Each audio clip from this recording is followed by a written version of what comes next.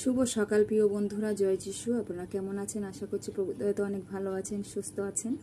তো চলুন ঈশ্বরের বাক্যে পাঠে আজকে যাই। 2 কোরিন্থীয় 5 অধ্যায় 17-18 পদ প্রভু আমাদের জন্য কি বাক্য রেখেছে। সেখানে এরকম বলেছে, যদি কেউ খ্রিস্টের সঙ্গে যুক্ত হয়ে থাকে তবে সে নতুনভাবে সৃষ্টি হলো, তার পুরনো সব কিছু মুছে গিয়ে সব নতুন হয়ে উঠেছে। এই সব খ্রিস্টের থেকে হয়।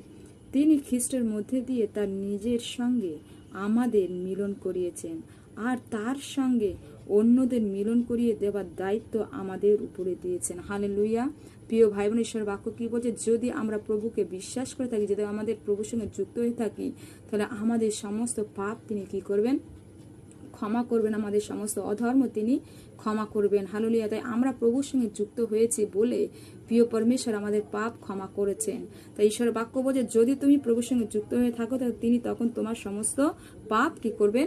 ক্ষমা করে দেবেন। তার রক্তের দ্বারা আমাদের সমস্ত পাপ তিনি মুছে দিয়েছেন। হালেলুয়া। মুছে দিয়েছেন। তার সঙ্গে নতুনভাবে আমরা সৃষ্টি হয়েছি। তাই আমাদের সমস্ত পুরনো অতীতগুলো মুছে গিয়ে আমরা ঈশ্বরের থেকে আমরা কি হয়েছি? নতুন হয়ে সৃষ্টি হয়েছি। হালেলুয়া।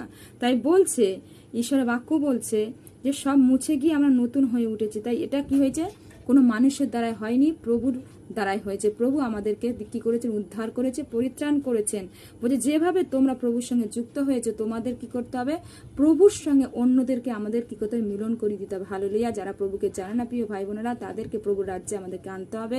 সুসমাচারকে প্রচার করতে হবে। যারা বন্দী আছে তাদেরকে আমাদের সুসমাচারকে প্রচার করতে হবে। যেভাবে আপনি আমি উদ্ধার পেয়েছি, তারাও উদ্ধার পাবে।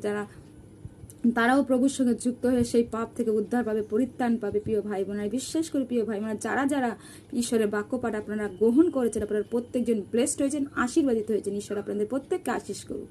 জয় যিশু।